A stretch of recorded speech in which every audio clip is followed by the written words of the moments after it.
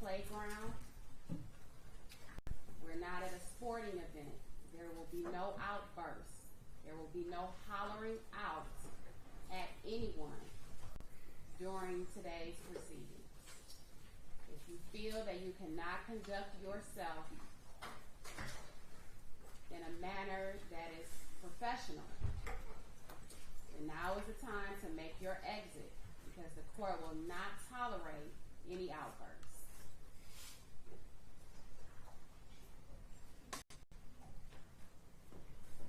Has everyone found seating? And can someone check to make sure they can actually hear me over there? I would hate to.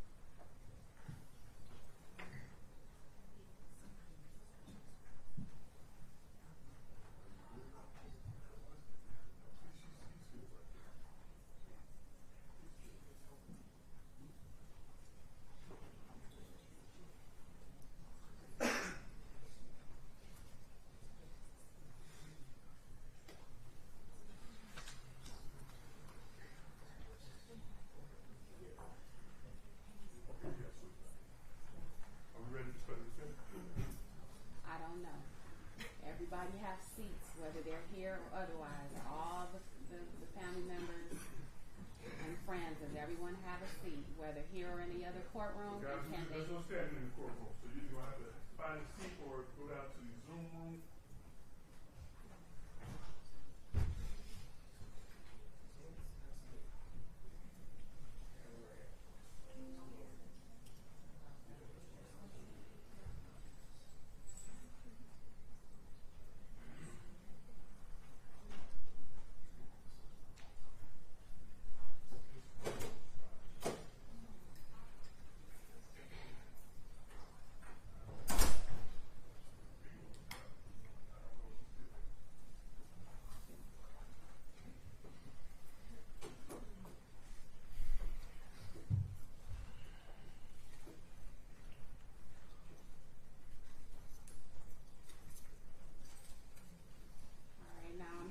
Someone to check to ensure that I can be heard.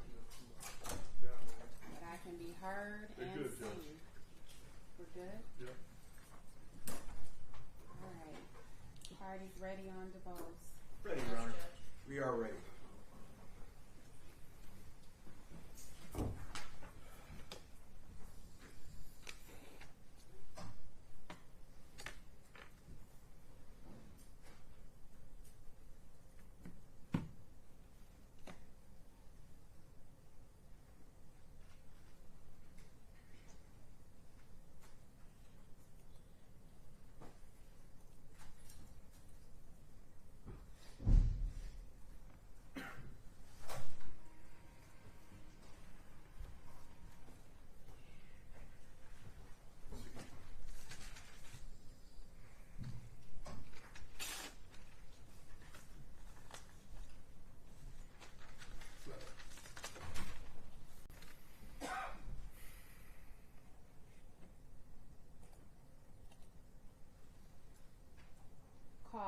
case number 25-001446,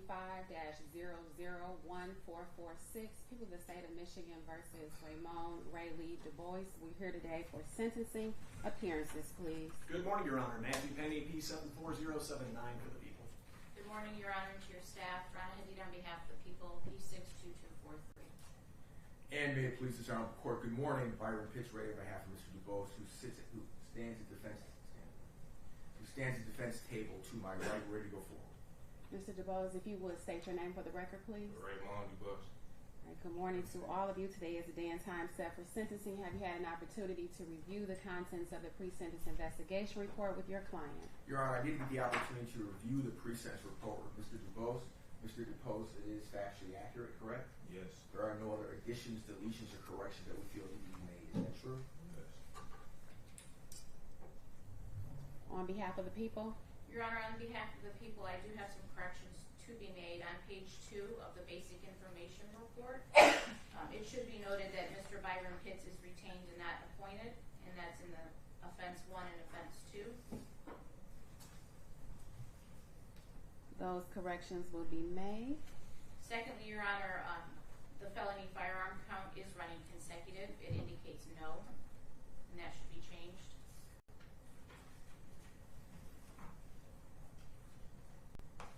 All right, that change has been made as well. And lastly, Judge, the calculation for the jail credit is incorrect. The defendant was arrested on June the 22nd of 2024. He was not charged on that day, so he gets 1 day for being incarcerated on that particular day. He was then arrested and arraigned on these charges on October the 30th of 2024 and remained in custody until July the 22nd of 2025. On that particular day, he was sentenced in Oakland County on his pending felony matter and was sentenced to prison on that day. Per the case law, he is not entitled to jail credit from July the 22nd until today's date. My calculation as to his jail credit is 267 days. I did speak with defense counsel about that. Yeah, we did. That's correct, Your Honor.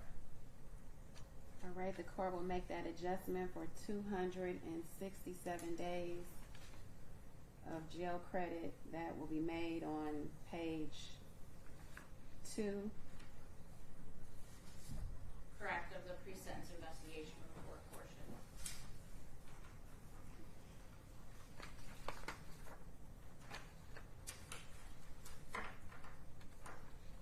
Any other corrections, deletions? No, Your Honor. Any victim impact statements to be made?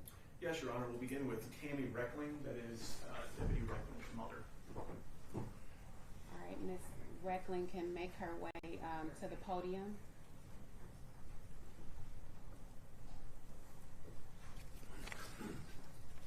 And you can begin when you're ready. You can begin when you're ready. Thank you. Good morning, Your Honor. Good morning. Good morning. I am Brad's mom, Tammy. If you have never walked through the hallways of a hospital in shock, with your eyes filled with tears and begging for a miracle, then you don't know the suffering I have endured. When I saw my Brad laying there with his eyes half open, wondering what he was thinking or how much pain he was in from the gunshot, haunts me still today. I have constant flashbacks about this. The pain I feel as a parent is undescribable. There is no greater heartbreak than burying your child. I wake up every day with an ache in my chest, knowing I will never hear Brad's voice again. I will never be able to hug him. I will never be able to hear him laugh. There's a constant emptiness in my heart. Grief follows me everywhere. It has become part of my life. His wife has been left to raise their 4 small children alone. She tries to stay strong for them, but I see sorrow in her eyes too. Brad was murdered the night before his oldest daughter Elena's 6th birthday party. Elena's birthday will never be the same again. Brad never got to witness the birth of his only son, Reed. Brad won't be able to be there to guide his children, celebrate their birthdays, watch them grow, watch them marry off. They have lost a lifetime of memories that can never be replaced. My other son, Brad's brother, Andy, has lost not only his sibling, but his best friend too. Their bond was unbreakable. Since Brad was murdered, he has struggled with depression, anger, and anxiety. He feels the weight of what was taken from our family. The effect of the violent act has touched every part of his life, including his own child, Brad's only nephew. And it's a daily battle for him to cope with this trauma. Brad's tragic death has left us unshattered, or left us shattered. No one should have to endure this kind of pain. The murder of my son has changed our family forever. We are learning to live with the hole in our lives and can never be filled. All we have now are memories and a deep, unrelenting grief from what has been taken from us far too soon. I will never again be able to be the person I was before my son Brad was senselessly murdered. Part of me has died with him. I would have sold everything I own. I would have even sold my soul to have Brad here with us today. For just the small amount of money that they were going to get for that stolen vehicle. I ask that this killer be placed in a facility far from his family and friends, so that it will not be easy for them to visit him, since I will no longer have the privilege to visit my amazing son, Brad. Thank you. Thank you, Ms. Reckling.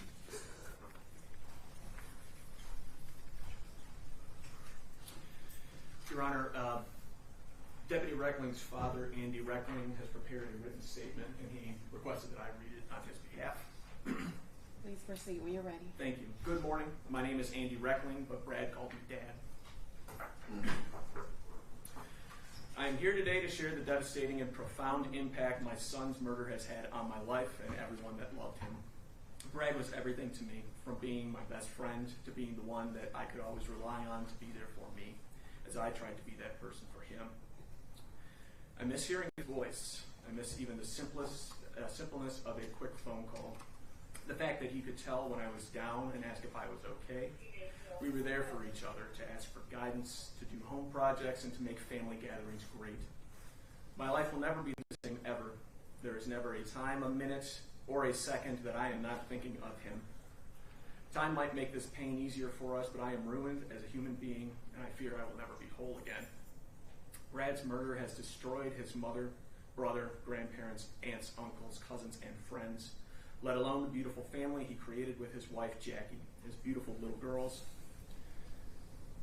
and the incredible son that Brad never even had the opportunity to meet in this world. They will never have this amazing human being in their lives to love them, to teach them things, or to be there to comfort them in their times of need.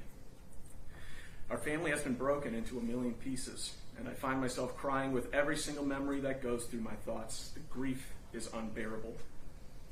Brad's life was stolen because of this senseless act of violence. The defendant destroyed his own life and his family's life. The difference is they still have their son. I don't have mine. Be assured that Brad will never be forgotten because he gave us all so much to remember him. May God grant us all peace to deal with this tragedy. Thank you. Your Honor, the final impact statement will be read by Jacqueline Reckling, that is Deputy Reckling's wife.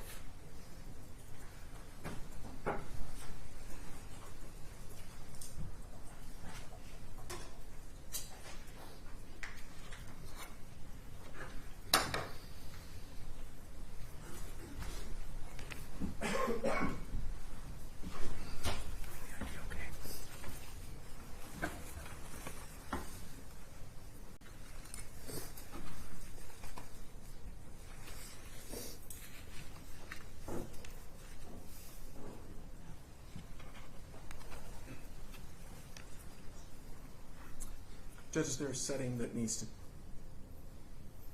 change to, oh, there we go. Thank you.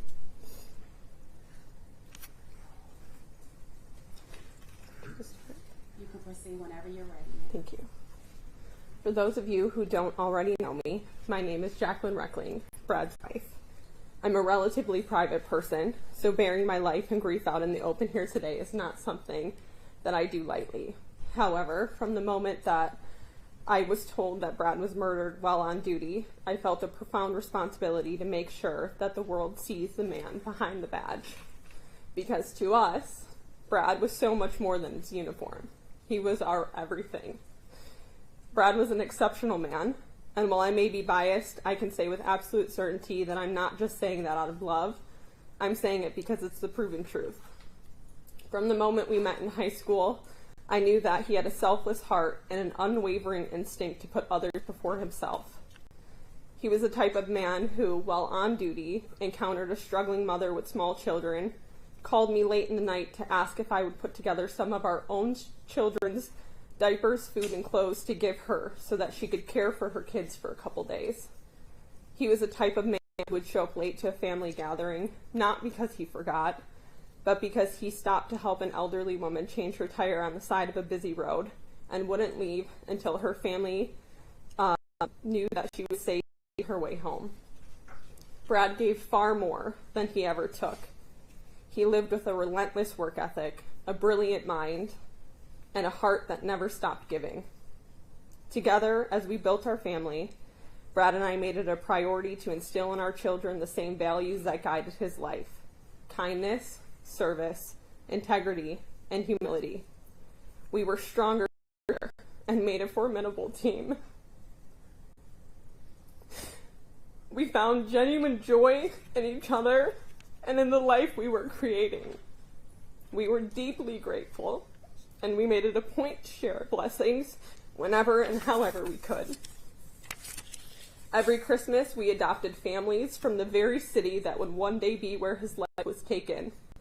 We were working on building a regenerative hobby farm. It was our dream to live more sustainably, grow our own food, and share any abundance with others. It was Brad's vision as much as mine to build something lasting, healing, and rooted in generosity, and to teach our kids how to do the same. Brad was inherently good. He built things up, both literally and figuratively. One of our first big projects together, and one of the pictures you might see, as a family, was with Brad leading the way, was building our own chicken coop from the ground up. It was the first of many things we built on our little farm together. Our girls got to paint it, and when it was finished, we all added our handprints to the side. A very simple thing, but it marked the work we'd done together and the fun we had doing it. But Brad didn't just build things. He built people up. He built our family up. He built a life full of love, purpose, and meaning. We were a family of light, and Brad was our beacon. That is, until the defendant murdered him. Just 4 days after the defendant made his choice to murder Brad, our oldest daughter, Elena, turned 6. It was the first of many birthdays she will have to celebrate without her dad. Every year, for the rest of her life, she'll blow out her candles with a piece of her heart missing. 2 months after Brad was murdered, our second daughter, Isabella, started her first day of preschool, a milestone that should have been filled with pride and excitement, but instead was marked by absence. She didn't get to hold her dad's hand to calm her nerves, and every first day of school, from preschool to high school and beyond, will be missing the man who should have been right by her side. 4 months after Brad was murdered, our third daughter, Scarlett, used the potty for the first time. It may seem like a small thing, but in a house with small children, it was a very big moment. One that should have ended with Brad telling her how proud he was. But he wasn't there, and he never will be for any of her accomplishments still to come. 6 months after the defendant chose to murder Brad, I gave birth to our 4th child, our first and only son, Reed. Brad didn't even get the chance to know he was going to have a son. Reed was born into a world where his father no longer exists. He will never be held in Brad's arms, and he will never hear his voice or know firsthand the incredible man his father was. Because of the defendant's choice, I will never, ever have a complete picture of our family. There will always be a piece missing.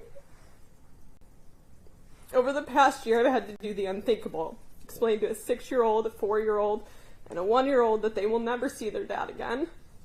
For our youngest daughter, it's a concept she still can't fully understand. And so over and over again, throughout this year, I've had to explain to her that her dad isn't coming back. She's always said the same thing, but he's at work. And I have to tell her again and again that yes, he did go to work, but he died at work, and this time he isn't coming home like he always did before. I've had to grieve the death of my soulmate while carrying the weight of my children's grief, all while raising a newborn alone. I've had to navigate the emotional toll of postpartum recovery, not with joy and support, but with the crushing reality that our son will never meet his dad. No part of this has been fair. No part of this should have ever been our reality. The defendant didn't just take the life of an extraordinary husband and father on June 22nd of last year. He inflicted unimaginable, irreversible trauma on 4 young, innocent children. Every single day for the rest of our lives, my children and I will carry the weight of his actions. In 35 years, I don't get my husband back, and my children won't get their father back. The sentence we are serving for his actions is for our life. It feels like a cruel insult that the person who made the conscious decision to destroy our family will not have to pay for his crimes for the same length of time. This system has failed Brad during his career, last year, and especially now. And to be clear, this is not a dig on the prosecutors. I know their hands are tied by a system that is rigged in ways that defy common sense and justice.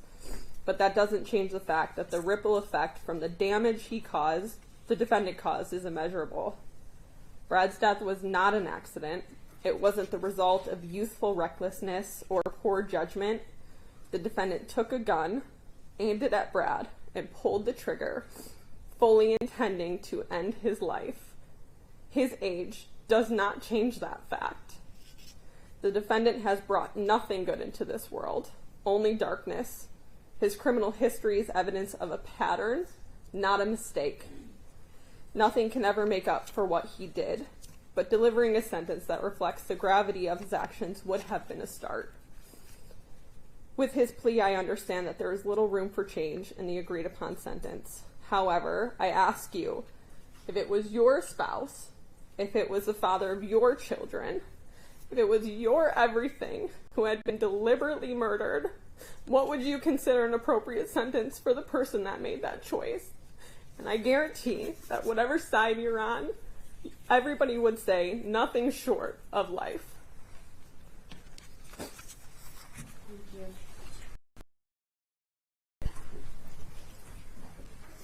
Thank you.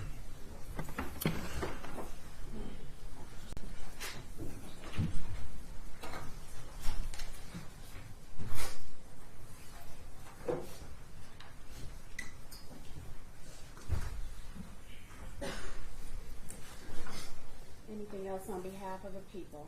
Your Honor, we went over so much with the family during this entire process, and the reality of explaining the impact of the Miller case and what juvenile sentencing for first-degree murder actually means in real life. Those conversations were not easy. That reality, as you can clearly see, is something that is very difficult for victims to understand and to process. about how that can possibly be. And in those discussions and the resolution that was agreed to, I support the family's view that taking a measure of certainty rather than uncertainty about what his sentence, what the defendant's sentence will be, rather than subjecting themselves to years of appeals through a traumatic trial process, to shortcut all of that so they can finally start to move forward to close this 5301 Russell chapter of their lives so they can begin to truly start to try to heal, to find a new normal. I can't imagine what position that put them in and how that was processed, how that made them feel, but you can certainly see it in the impact statements that were just given. To be clear, they understand what the reality of Miller is, that hypothetically, yes, could the defendant have gotten life without parole after a trial, after sentencing, after a hearing? Maybe. But they made that difficult choice to agree to a sentence, to agree to a plea with this defendant, so they could stop that particular part of trauma. And I want to echo something that Jackie was saying about what she rightly latched onto, that this was not an act of youthful indiscretion. Shooting 4 times at a police officer who's trying to pull you over, that wasn't an accident. That was a conscious decision that a man with a gun made. An 18-year-old man drinking, getting a CPL. Those were decisions that that man made. In addition to the criminal enterprise that he ran, a criminal enterprise that started in November of 2023 and extended up until the time that he murdered Bradley Reckling. A criminal enterprise that involved no fewer than 3 carjackings, in addition to 5 stolen vehicles, in addition to 3 shootings that were linked to those stolen vehicles. That's not some impulsivity issue with a kid. No kid puts that together. Those were conscious decisions by a man who, as you can see in this courtroom, had family support. A man who had resources, had opportunities. A man who decided that he wasn't interested in those, but instead, that's the life that he wanted. That's how he's wired. This wasn't something that just happened because, oh, kids do silly things. These were man decisions, and he's getting a man punishment. But for purposes of Miller and the fact that we don't have guidelines to work on, the fact that there will be a parole hearing at some point in his life, presumably, I wanted to make sure that the record was absolutely crystal clear about who this person is. And I think the pre-sentence report and the investigator's report that was attached to it certainly starts to allude to it. This criminal enterprise that he ran had no fewer than 9 people involved in it.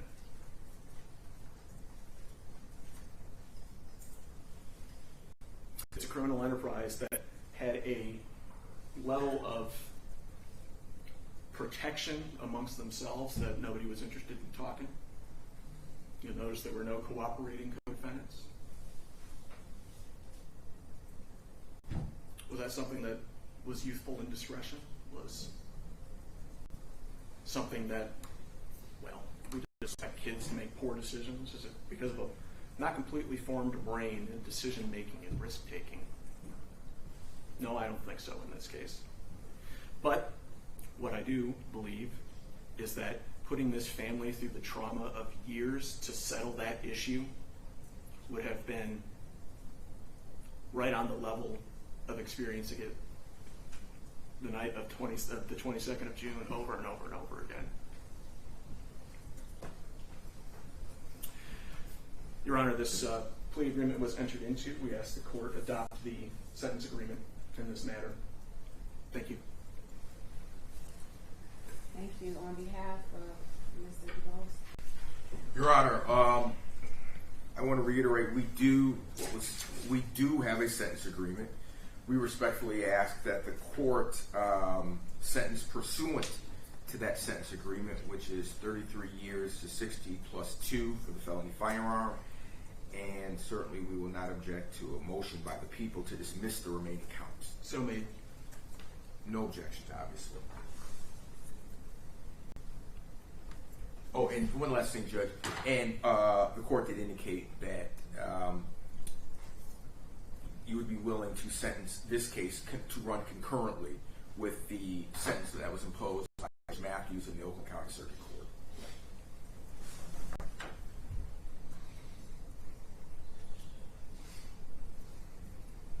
Mr. Debose, today's day and time set for sentencing. Anything you would like to say to the court before the court imposes a sentence? Yes.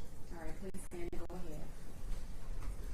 First, I'd like to start off by apologizing to my family for taking them through what I took them through. And secondly, I would like to apologize to the victim family for the hurt and pain that got caused to them and stuff. I also would like to thank my family for this love and support that I'm getting during this situation that I'm in. Because I know that no matter where I go, no matter how far they send me, I know they gonna be there and I know they coming. Can't do that right here. I hear in the victim impact statements from the family that they saying it wasn't an accident, but it was. Cause I ain't wake up and say I want to go kill a cop today.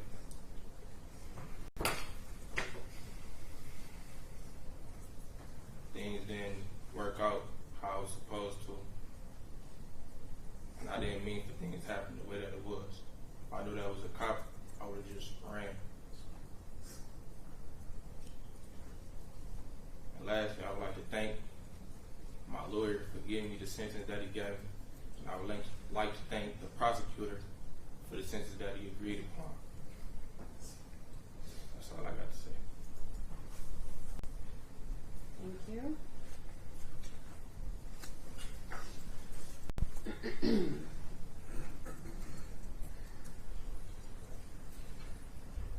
The court has had an opportunity to review the contents of the pre-sentence investigation report. The court has become intimately familiar with the facts of this particular case. I note that it is unimaginable the level of strength, poise, and courage that it has taken for Ms. Reckling to sit through this process. I note that today's August 22nd, and that's exactly 14 months exactly from the date of the ending of Deputy Detective Reckling's life. The court notes the magnitude of strength and courage that Mrs. Reckling and the rest of her family and friends will have to continue to endure for the sake of the children. And I certainly empathize with that. I agree with you that nothing about this is fair. I agree with you that this isn't fair and that I wish this was a nightmare that you could just wake up from. Unfortunately, it is your new reality. I understand that there is no amount of years that will bring back someone who was a loving husband, a loving son, a loving brother, nephew, cousin, friend, colleague, and neighbor. And I can only hope for the family that each second, each minute, each hour, each day, each week, each month, and each year, that they would become just a little bit more bearable for the family. I can only suggest and hope that if you have not already done so, and this is to everyone who has been impacted by this particular case, that you seek whatever professional treatment is necessary so that you can be able to continue to go on and live your lives as best you can. Given the circumstances and given who Detective Reckling was, I know that there is a large presence, whether in this courtroom or in the overflow room down the hall. There is a large presence of law enforcement. And I recognize that there are some difficult days ahead for you all as well as the family. But I would urge you to continue to wrap your arms around the family, especially those little ones. It's easy to be there now, but for years to come, there are going to be other events that Detective Reckling isn't present for, and certainly his colleagues can step in. So don't forget about moments such as first days of school and birthdays and graduations and promotional ceremonies and things that mean a lot to the family. Show up for the family the way Detective Reckling has shown up for all of you. Don't wait for the family in need to ask. Just do. Just show up.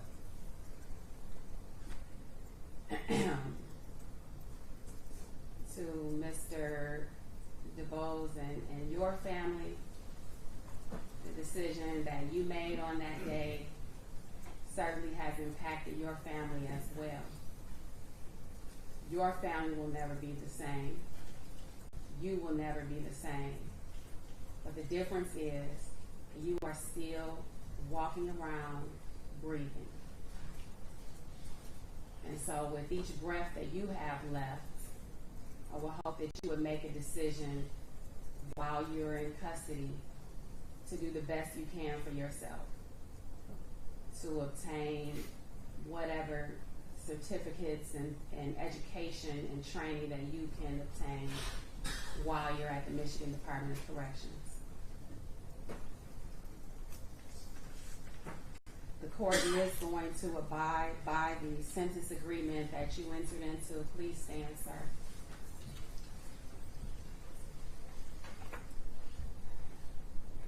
And as to the conviction of homicide, murder of a peace corrections officer, the court does sentence you in pursuant to the sentence agreement to 33 to 60 years in the Michigan Department of Corrections.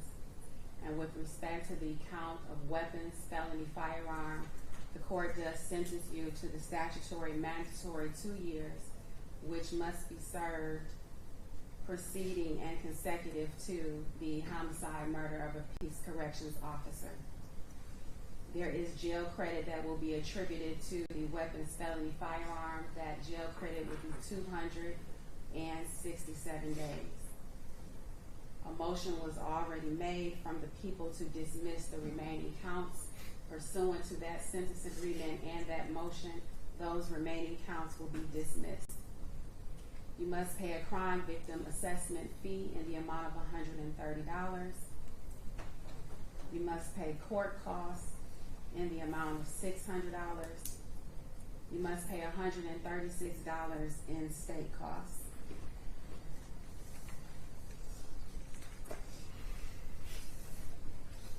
You may file an application for leave to appeal your conviction and sentence.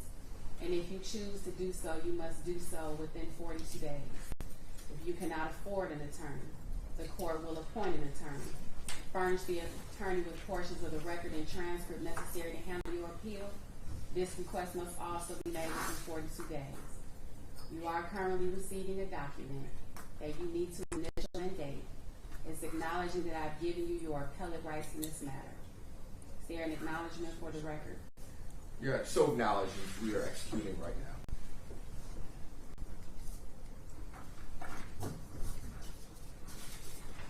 At this time, Mr. Debose is remanded to the Michigan Department of Corrections.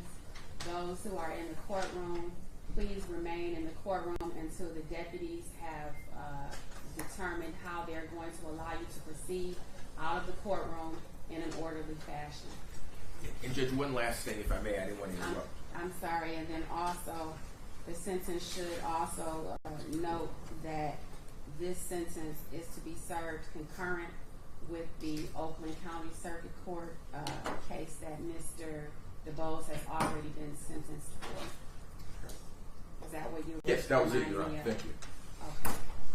Mr. Debose is remanded to the Michigan Department of Corrections. Thank you, Your Honor.